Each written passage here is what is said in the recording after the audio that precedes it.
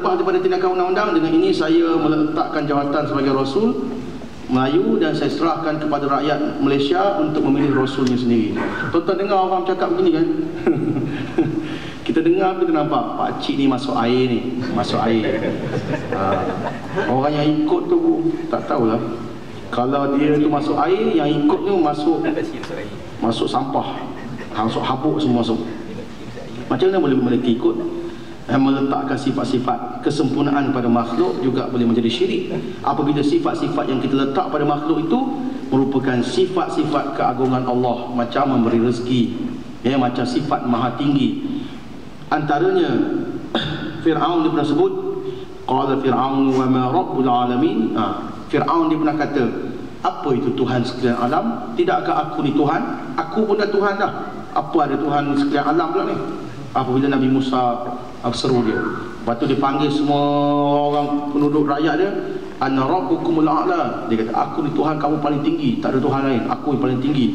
Bila aku yang paling tinggi, Tuhan Musa itu rendah. Dia akui Nabi Musa ni ada Tuhan, tapi Tuhan dia ni bawah pada aku.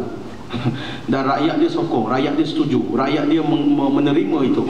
Maka orang-orang yang meletakkan sifat ketuhanan pada makhluk, dia juga syirik.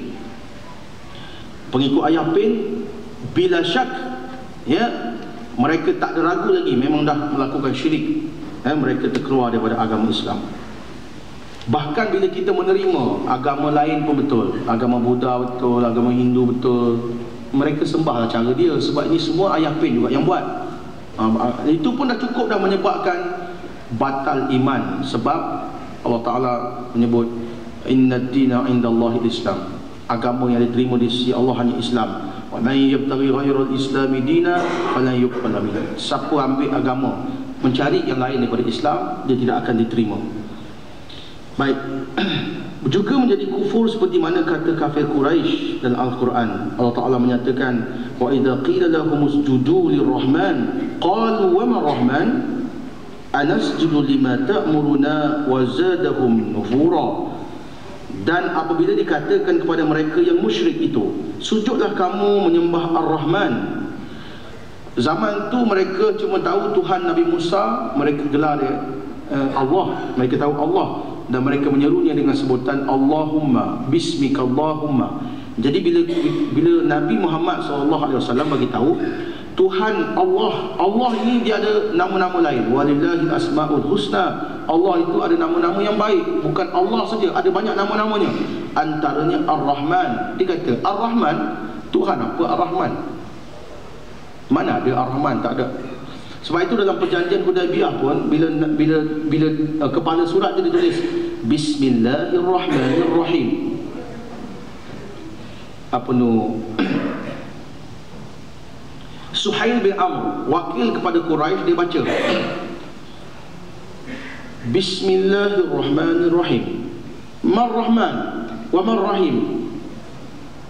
Fahadani la na'rifuhuma wa la na'tarif bihima. Ni apa ni? Tuhan Ar-Rahman, Ar-Rahim. Kami tak kenal pun Tuhan ni, dan kami tak mengiktiraf pun Tuhan ni. Padam. Itu yang Nabi minta kepada Ali bin Abi Thalib, padam. Potong perkataan Bismillahirrahmanirrahim. Suhail bin Amr kata ganti dengan Bismikallahumma. Itu yang boleh sepakat antara kami dan kamu. Kamu tulis Bismillahirrahmanirrahim, kami tak terima surat ni. Akhirnya Nabi nampak apa tu potensi dakwah lebih besar. Nabi kata potong, tak apa. Ali bin Abi Thalib tak potong pasal dia tak sanggup nak potong. Lepas tu dia tulis perjanjian ini antara Muhammad Rasulullah dan Suhail bin Amr. Dia kata apa ni? Muhammad Rasulullah, kalau aku tahu engkau ini Rasulullah, aku takkan memerangi engkau. Tapi potong perkataan Rasulullah, tulis Muhammad bin Abdullah. Itu lebih sesuai dengan perjanjian dengan aku Suhail bin Amr. Nampak? Mereka masa itu tak mengiktiraf nama-nama Tuhan Ar-Rahman, Ar-Rahim. Wa Mar-Rahman, qalu wa Mar-Rahman. Mereka berkata Tuhan apa pula Ar-Rahman ni? Tak pernah dengar pun. Ya. Adakah kami nak sujud? Ya. Adakah patut kami sujud kepada apa saja yang engkau perintahkan kami? Ya. Kami nak ikut perintah kamu, dan perintah yang demikian menjadikan mereka bertambah ingkar. Surah Al-Furqan ayat 60. Jadi mereka mengingkari. Wa hum yakfuruna birrahman. Dalam ayat lain Allah kata mereka mengkufuri Tuhan yang bernama Ar-Rahman. Surah Ar-Ra'd ayat 30. Jadi banyak lagi. Bukan sahaja kita meletakkan sifat ketahanan pada manusia, bahkan kita menafikan sifat-sifat yang sabit pada Allah. Ar-Rahman, Ar-Rahim, Al-Malik, Al-Quddus, As-Salam, Al-Mu'min. Itu semua-semua kita menafikan. Maka juga boleh menyebabkan syirik bila menafikan dan meletakkan sifat demikian pada makhluk. Akhir sekali tuan-tuan, syirik menyembah selain daripada Allah dalam apa juga bentuk ibadat sekalipun. Yang ini saya nak ringkaskan.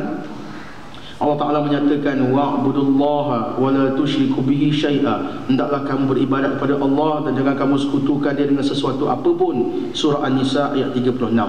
Ini tuan-tuan, hak peribadatan hanya bagi Allah. Kita hanya boleh qiyam, rukuk, sujud kepada Allah. Pergerakan-pergerakan solat bila kita buat kepada yang lain, depan patung, hatta depan tugu negara, bertafakur depan monumen bersejarah ataupun fatwa daripada kerajaan negeri Perlis, hatta minta maaf saya sebut bertafakur ataupun berdiri tegak depan tugu satu Malaysia, haram dan syirik. Sebab itu di Perlis, Jabatan Mufti dia tak membenarkan ditegakkan apa-apa pun monumen berbentuk satu Malaysia, tak boleh. Sebab dia boleh membawa pada syirik, dan mereka kalau tak nak buat pagi-pagi sebelum kerja, pegawai-pegawai kerajaan kena berdiri kat situ dulu. Berdiri dulu, ambil semangat, lepas tu baru kerja. Dia tidak membenarkan. Jabatan Mufti Negeri Perlis tak boleh membenarkan. Begitulah juga fatwa-fatwa ulama, majlis fatwa kebangsaan menyebut tentang sambutan Hari Pahlawan, bertafakur depan tugu peringatan, kalungkan bunga, berdiri tegak, semua tu tak boleh. Itu juga termasuk syirik. Penyanyi-penyanyi bila mana dia habis menyanyi, dia rukuk. Dia bukan rukuk, dia hormat kepada, tunduklah kepada peminat-peminat dia. Peminat dia pun tepuk tangan semua, dia tunduk. Tunduknya kalau sampai ke had seperti mana rukuk dalam solat juga boleh menyebabkan syirik. Kerana hak rukuk ni tak boleh kita beri pada makhluk. Itulah sekadar yang boleh saya ringkaskan. Nanti kita akan pergi pula perkara yang boleh membatalkan iman, ar-riddah, iaitu murtad. Wallahu alam, sekadar itu. Dan saya diminta untuk mengumumkan kita solat Zuhur insya-Allah sebentar lagi, dan kemudian kita akan, ini ada satu permintaan untuk kita solat hajat untuk Encik Syukur bin Hasan yang sakit stroke. Anaknya Puan Maisara Syukur minta kita buat solat hajat. InsyaAllah kita solat sampai Zuhur. Yang seterusnya ada pengumuman Mahat Tahfiz Diniyah ni, Haji Zul ada jualan kalender untuk Tahfiz Ad-Diniyah, RM10 satu, derma untuk tahfiz.